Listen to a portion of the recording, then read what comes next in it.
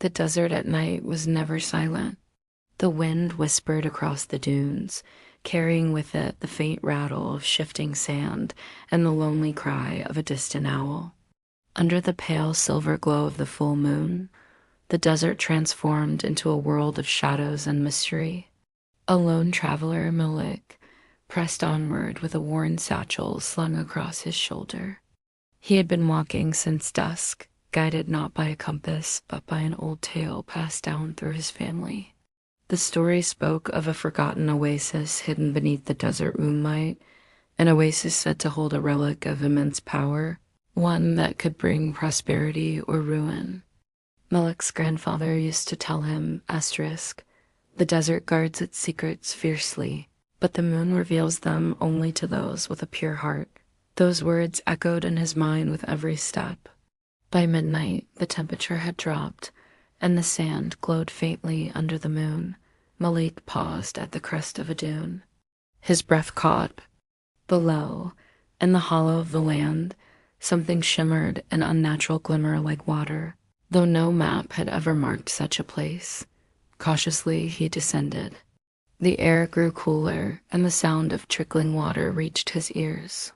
At the center of the hollow lay an oasis, its pools shining like liquid silver. Palm trees arched protectively around it, their fronds swaying as though alive. Malik knelt at the water's edge, dipping his hand in. Ripples spread, but instead of distorting his reflection, the surface revealed an image, a temple buried beneath the sands, its doors sealed with stone.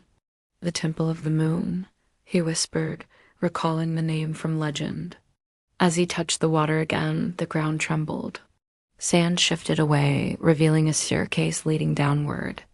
Torches along the walls ignited by themselves, casting a golden glow. With hesitant steps, Malik entered. The temple was vast, its walls carved with ancient symbols of the moon and stars. At the far end stood an altar, and upon it rested a crescent-shaped artifact, glowing faintly with silver light. But as he approached, a voice filled the chamber, deep and echoing.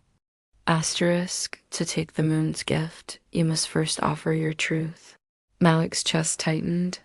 He remembered his grandfather's warning greed would destroy anyone who sought the relic for selfish gain. Closing his eyes, Malik spoke softly. I do not seek riches or glory. I only seek to restore my people's land, so it may bloom once more. The silence that followed was heavy, broken only by the hum of the artifact. Then the crescent glowed brighter, and Malik felt warmth spread through him. The relic lifted itself from the altar and floated gently into his hands. When he stepped back outside, the desert had changed. The barren sands around the oasis began to sprout green shoots. The wind carried the scent of fresh blossoms. The desert, once lifeless, was awakening. Malik looked up at the moon, its silver light bathing him in serenity. He understood then the desert had tested him, and he had been found worthy.